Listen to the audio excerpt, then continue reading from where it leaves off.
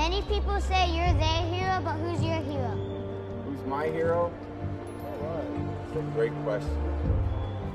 Well, I think my dad is my hero because he's someone that I look up to every day. And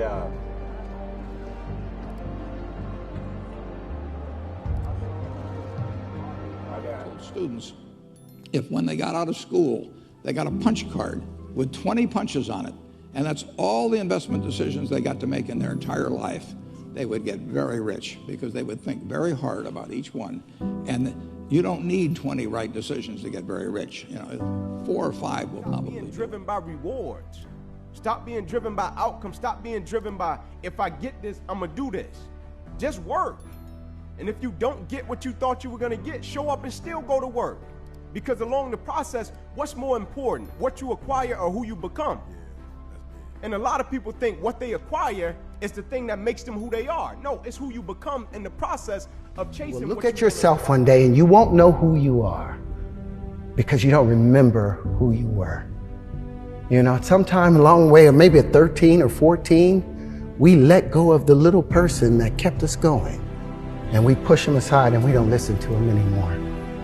And he's always knocking. Hey, hey.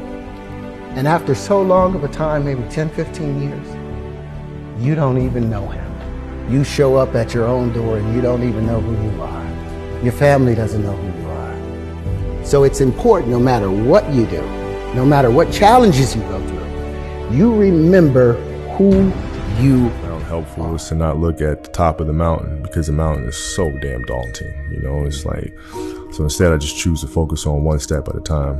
And then by the time you realize you're at the top of the mountain again, and that's how I handle all my recoveries, is just focus on the next thing, focus on the next thing, focus on the next thing. And also, how time flies.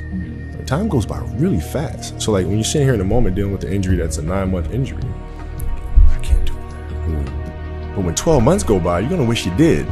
Because it goes by like that. You know what I'm saying? So that's always been my approach. It's just one step at a time, one step at a time.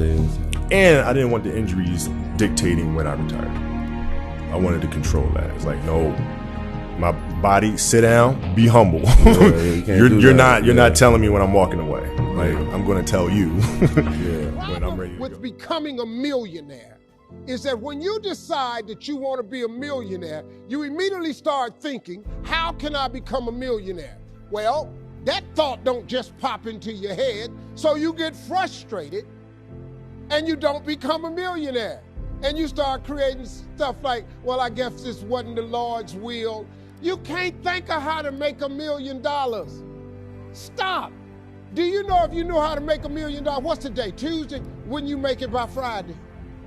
Would not you make it by Friday? But suppose I told you how you can become a millionaire with what you have.